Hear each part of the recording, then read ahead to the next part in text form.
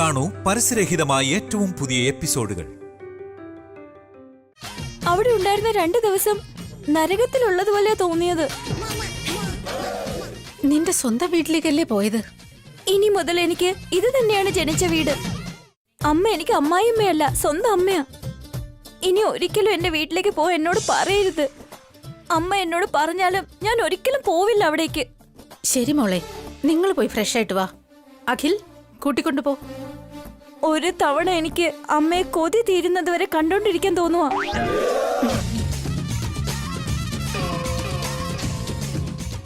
രാത്രിയിൽ ഉറക്കത്തിൽ കൂടി അമ്മയുടെ പേര് പറയുമായിരുന്നു.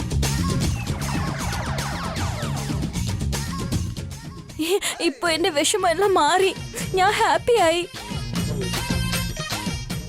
ഓവർ ആക്ടിങ് കഴിഞ്ഞെങ്കിലേ വാ നമുക്ക് പോവാം. ഫ്രഷ് ആയിട്ട് വരാം അമ്മേ.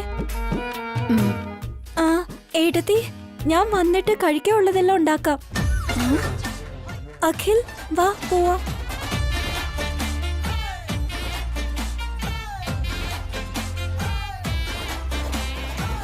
എന്തൊക്കെയാണോ എന്തോ. പൊട്ടിപ്പെണ്ണ്, എന്നോട് എന്തൊരു സ്നേഹം ഇവൾക്ക്. എന്റെ അമ്മേ, അത് സ്നേഹമൊന്നുമല്ല, അവളുടെ അഭിനയം. ആദ്യമൊക്കെ കാർത്തിക പിടിവാശിക്കാരിയും അഹങ്കാരിയുമാണെന്ന് വിചാരിച്ചു. പക്ഷെ നല്ല പെണ്ണല്ലേ ഭാവനെ? അതെ അമ്മേ, വളരെ നല്ല പെൺകുട്ടിയാ.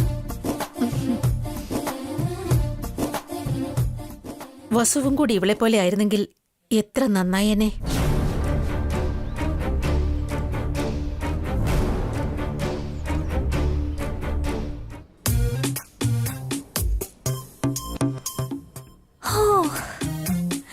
അമ്മ,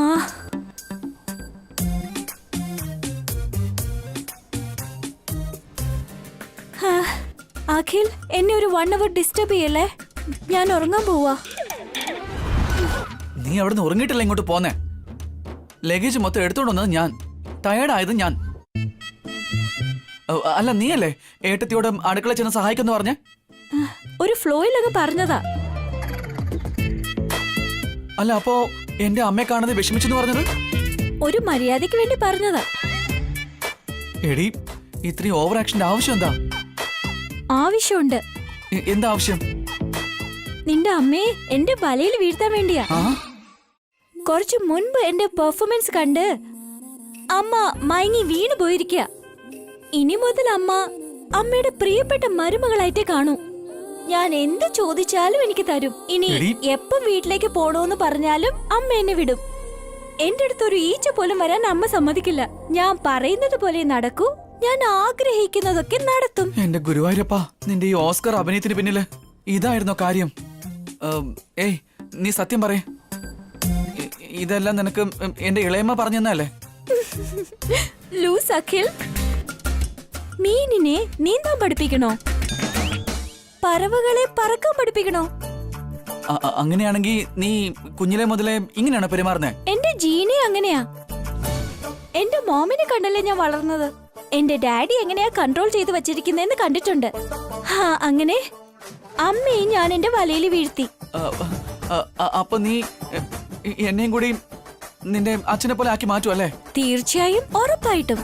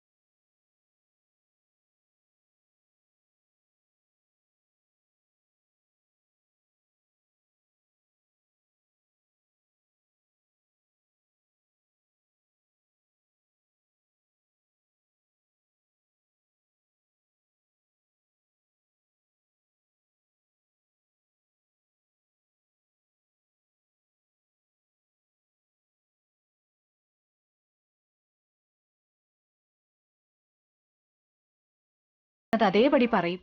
ഒളിയും മറയും ഒട്ടുമില്ല. നല്ല കുട്ടിയാ, പക്ഷേ ഇത്തിരി പിടിവാശിയാ.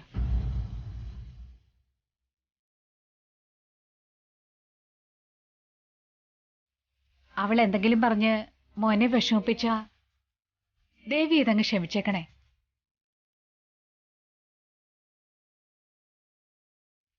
വഴക്ക് കൂടുതലായിപ്പോയാ ഞങ്ങളെ വിളിച്ചാ മതി. ഞങ്ങൾ വസുവിന് പറഞ്ഞു കൊടുത്തോളാം.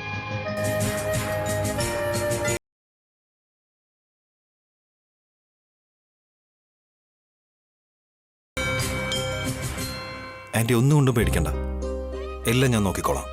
അത് തന്നെയാ മോനെ ഞങ്ങളുടെ ധൈര്യവും. വസുവിനെ ഞങ്ങൾ നിന്നെ ഏൽപ്പിക്കുക. ഇനി അവക്ക് എല്ലാം നീ തന്നെയാ.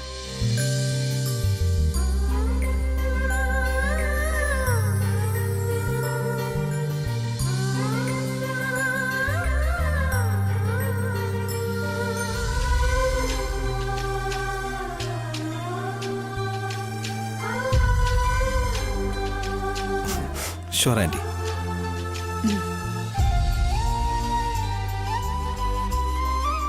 ആ ഉണ്ണി, നീ അവിടെ കുറുമ്പൊന്നും കാണിക്കല്ലേ. വളരെ നല്ല കുട്ടിയാന്ന് പറയിക്കണം. ഞാൻ ഡിസിപ്ലിൻ ആയിട്ട് അവിടെ താമസിക്കുന്ന അമ്മൂമ്മ. പക്ഷെ അമ്മ അവിടെ കുസൃതിയൊക്കെ കാണിക്കുന്നത്. ആദ്യം അമ്മൂമ്മ അമ്മയോട് അടങ്ങിയിരിക്കാൻ പറയും.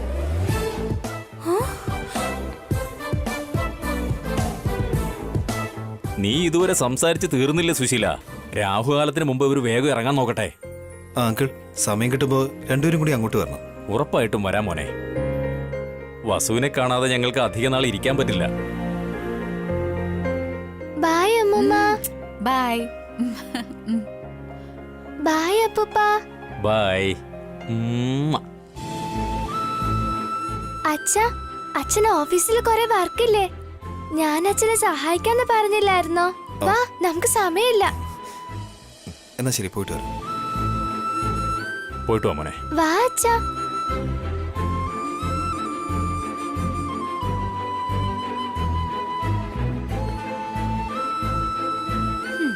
പറഞ്ഞു കഴിഞ്ഞപ്പോ സമാധാനമായോ? എന്തിനാ ഇപ്പൊ എന്നെ പറ്റി ഇങ്ങനെയൊക്കെ പറയുന്നേ? അല്ല, എന്നെ പറ്റി നിങ്ങൾ എന്താ വിചാരിച്ചിരിക്കുന്നേ? അമ്മമാർക്ക് സ്വന്തം മക്കളുടെ സ്വഭാവം അറിയില്ലേ? അതുപോലെ നിന്നെ എനിക്കറിയില്ലേ. അപ്പൊ ഞാൻ അങ്ങനെ ഒരു രാക്ഷസിയാണോ? മുൻകോപമുണ്ടോ എനിക്ക്? പിടിവാശി കാണിക്കോ ഞാൻ? അതിനെ എടുത്തു പറയണോ ഞാൻ? നോക്കച്ച, അമ്മ എന്തൊക്കെയാ പറയുന്നതെന്ന്. വെറുതെ നിന്നെ ദേഷ്യം പിടിപ്പിക്കാൻ വേണ്ടി പറയുന്നതാ അവള്. ഒരു കാര്യം ഞാൻ പറഞ്ഞേക്കാം, അവിടെ നല്ല കുട്ടിയായിരിക്കണം. ആദ്യം അമ്മയൊന്നും മിണ്ടാതിരിക്കും. അച്ഛന് സമയാസമയത്ത് ടാബ്ലറ്റ്സ് കൊടുക്കണം. രണ്ടുപേരും നല്ലപോലെ കഴിച്ച് കിടന്നുറങ്ങണം. ഞാൻ എന്റെ ഭർത്താവിനെ നന്നായി നോക്കുന്നുണ്ട്. നീ നിന്റെ ഭർത്താവിനെ നന്നായി നോക്കിയാ മതി. നിന്റെ ഭർത്താവ് വേണേ നിനക്ക് വക്കാലത്ത് പറയും. പക്ഷെ അമ്മായിയമ്മ അങ്ങനെയല്ല. അവരുടെ അടുത്ത് നോക്കിയും കണ്ട് നിൽക്കണം. എതിർത്തൊന്നും പറയല്ലേ. അടങ്ങി ഒതുങ്ങിയിരിക്കണം. പറഞ്ഞത് ചെയ്താ മതി. കേട്ടല്ലോ? എന്നെ എന്തിനാ ഇപ്പൊ ഇങ്ങനെ നോക്കുന്നേ? ശരി, ഇറങ്ങിക്കോ. പൊയ്ക്കോന്ന് എത്ര എളുപ്പമായിട്ടാ പറയുന്നേ. അമ്മയ്ക്ക് അങ്ങനെ പറയുമ്പോ ഒരു സങ്കടം ഇല്ലേ അമ്മ?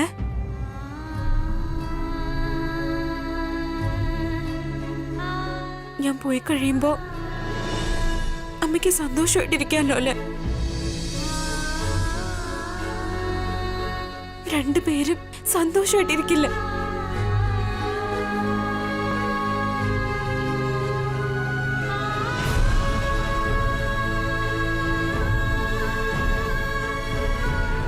അതിനുവേണ്ടിയല്ലേ നിന്നെ കല്യാണം കഴിപ്പിച്ചയച്ചത്. നീ ഇവിടുന്ന് പോയി കഴിഞ്ഞാ ഞങ്ങൾക്കിവിടെ യാതൊരു പ്രശ്നവും ഇല്ല. വീട് സമാധാനമായിട്ടിരിക്കും.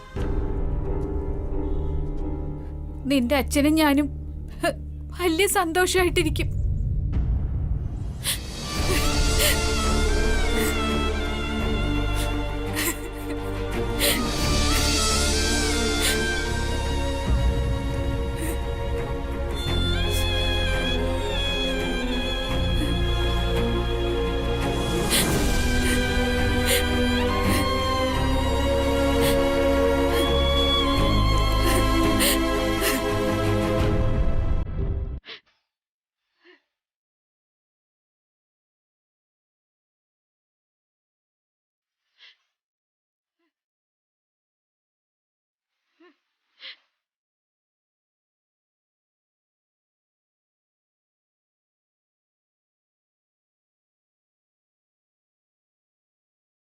സുശീല, എന്താ ഇത്? വസുവിനെ സന്തോഷമായിട്ട് വേണ്ടേ നമ്മൾ അങ്ങോട്ടേക്ക് അയക്കാൻ? എന്തിനാ അമ്മ ഇത്രയും നാളും അഭിനയിച്ചത്? എന്തിനാ ഈ സങ്കടമൊക്കെ മറച്ചു വെച്ചത്? ഒന്നുമില്ല മോളെ, ഞാൻ കരഞ്ഞൊന്നുമില്ല. ചുമ്മാ അത് വിട്ടേക്ക്. സന്തോഷായിട്ട് പോയി വാ.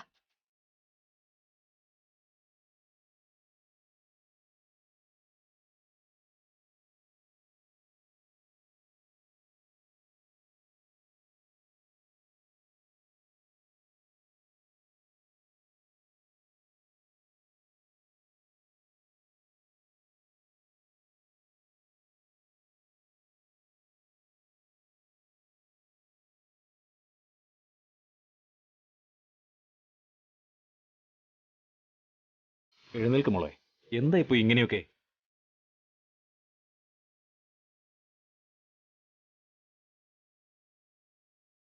അമ്മയെ നന്നായിട്ട് നോക്കണേ അച്ഛാ. അമ്മയ്ക്കൊന്നും അറിയില്ല. എനിക്ക് വേണ്ടി ഇങ്ങനെ കരഞ്ഞുകൊണ്ടേയിരിക്കും.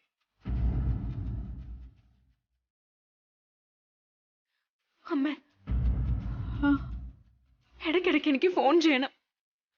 സംസാരിച്ചോണ്ടിരിക്കുമ്പോ കോള് കട്ട് ചെയ്താലുണ്ടല്ലോ അമ്മ ഞാൻ കൊല്ലും.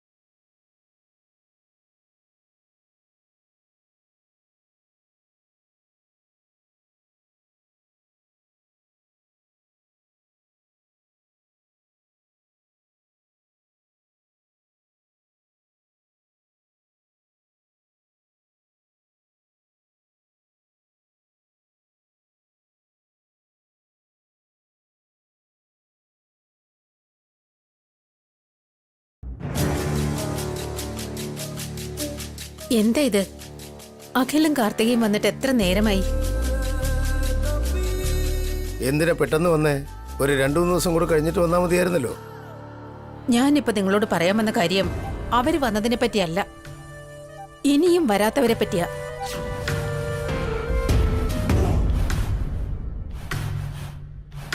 രണ്ടുപേർക്കും ഒരേ സമയത്തല്ലേ കല്യാണം നടന്നത്? കാർത്തിക വന്നില്ലേ, പിന്നെന്താ വസു വരാത്തത്?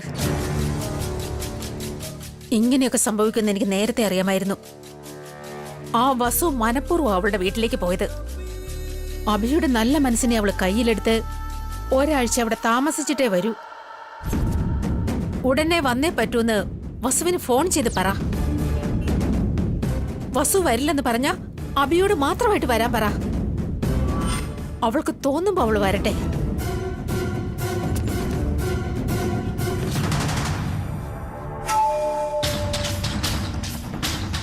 എന്താ ഇത്?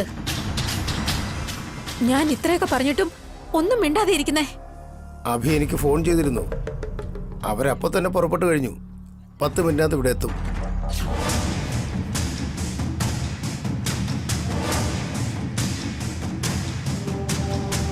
എന്തു പറ്റി ജയന്തി നിനക്ക്? എന്തിനാ ഇത്രയും ദേഷ്യം? കാർത്തികയെ കൈകൊള്ളെ കൊണ്ടു കിടക്കുന്നു, വസുവിനോട് ദേഷ്യപ്പെടുന്നു. രണ്ടുപേരും നമ്മുടെ മരുമക്കളല്ലേ? എന്നാ രണ്ടുപേർക്കും ഒരുപാട് വ്യത്യാസമുണ്ട് ചേട്ടാ. അങ്ങനെയാണെങ്കിൽ ഇരിക്കട്ടെ, പക്ഷേ ആ വ്യത്യാസം നീ കാണിക്കാൻ പാടില്ല.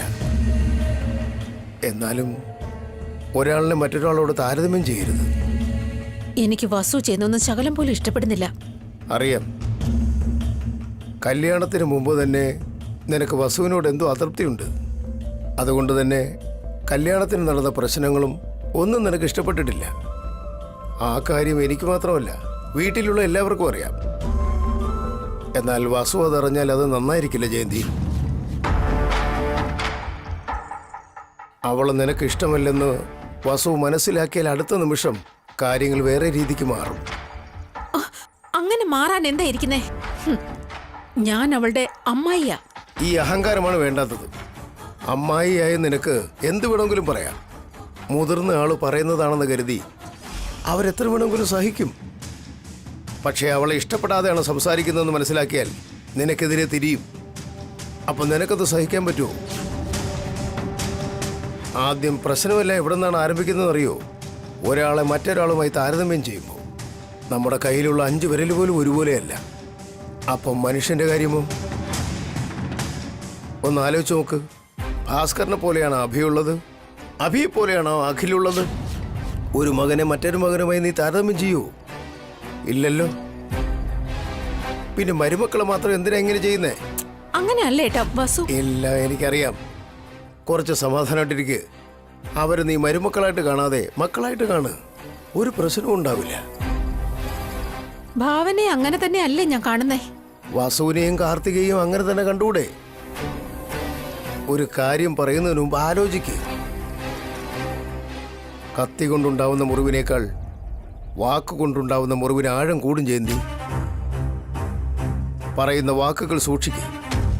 സന്ധി സംഭാഷണത്തിലൂടെ വലിയ വലിയ യുദ്ധങ്ങൾ പോലും നിന്നുപോയിട്ടുണ്ട്. അതാദ്യം മനസ്സിലാക്കുക.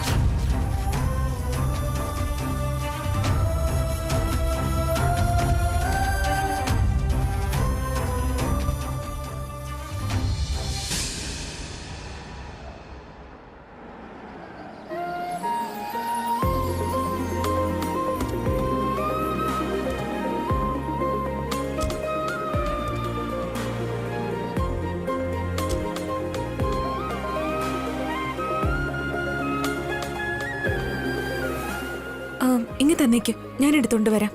It's okay. ഇനി മുതൽ ഇങ്ങനെ ഫോർമാലിറ്റീസ് ഒന്നും വേണ്ടെന്ന് നമ്മൾ തീരുമാനിച്ചതല്ലേ?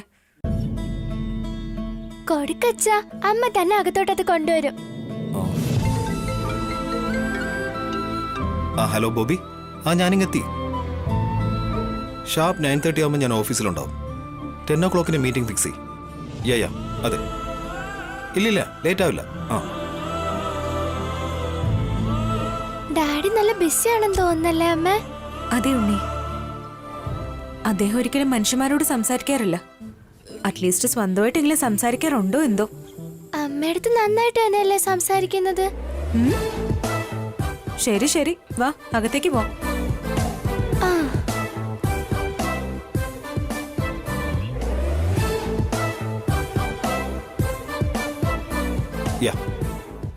ഞാൻ എത്തിക്കോളാം.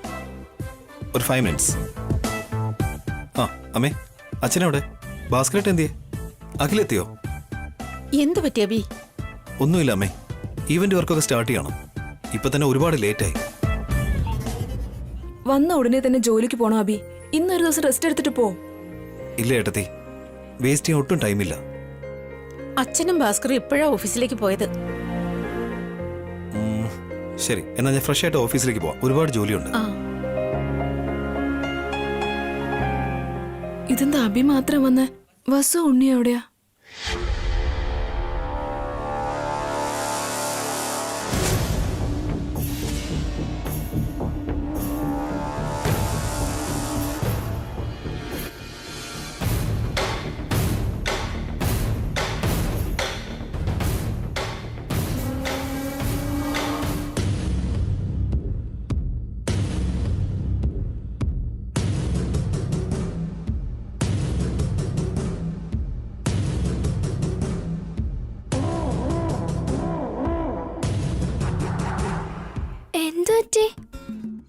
അമ്മമ്മ എന്താ അമ്മ ഇത്രയും ദേഷ്യത്തിൽ നോക്കുന്നത്? എങ്ങനെ സമാധാനിപ്പിക്കും? അമ്മമ്മ എന്നെ സ്നേഹത്തോടെ അനുഗ്രഹിക്കണേ.